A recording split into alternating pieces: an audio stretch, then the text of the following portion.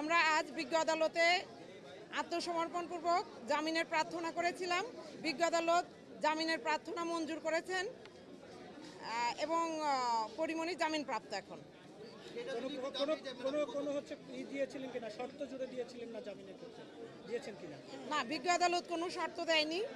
1000 টাকার বন্ডে জামিন মঞ্জুর হয়েছে। আচ্ছা, গতকালকে দিয়ে দিয়েছে ভাই।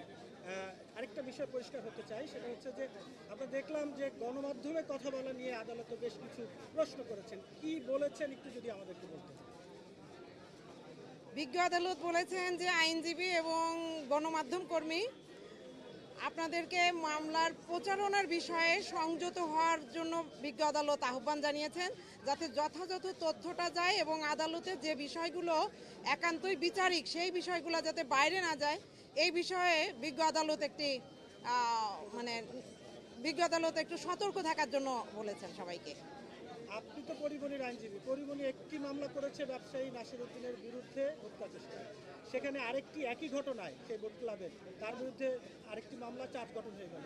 দুটো ঘটনা যদি একই হয়, দুটি ঘটনায় একই সাথে সঠিক হয় কিভাবে? এর আইনি ব্যাখ্যাটা আসলে কি? মূলত পরিমণির সাথে যে ঘটনাটি ঘটেছিল আপনারা সবাই জানেন। পরিমণি বাদী হয়ে বোট ক্লাবের বিষয়ে সাভার থানায় একটি মামলা করে, যে মামলাটি এখন বিচারিক আদালতে আছে। অলরেডি সে সেই মামলায় জবানবন্দি দিয়েছে। একই বিষয় নিয়ে 1 বছর পর আজকের যে বাদী, যে মামলার বাদী, সে 1 বছর পরে এই মামলাটি দায়ের করে বিজ্ঞ আদালতে এসে, এবং আরও 1 বছর পর 2022 সালে মামলা দায়ের করে। 2023 সালে মামলার প্রতিবেদন আসে। আমরা মামলার বিষয়ে ডিসচার্জের একটা দরখাস্ত দিয়েছিলাম।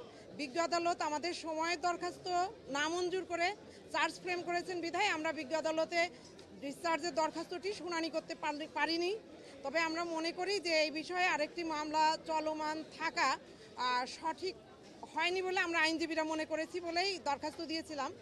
তো যাই হোক, আমরা ট্রায়াল ফেস করব। আমরা মনে করি যে এই মামলায় একই ঘটনা যেহেতু, পরিমণির বিরুদ্ধে শেষ পর্যন্ত কিছুই হবে না বলেই আমরা মনে করি।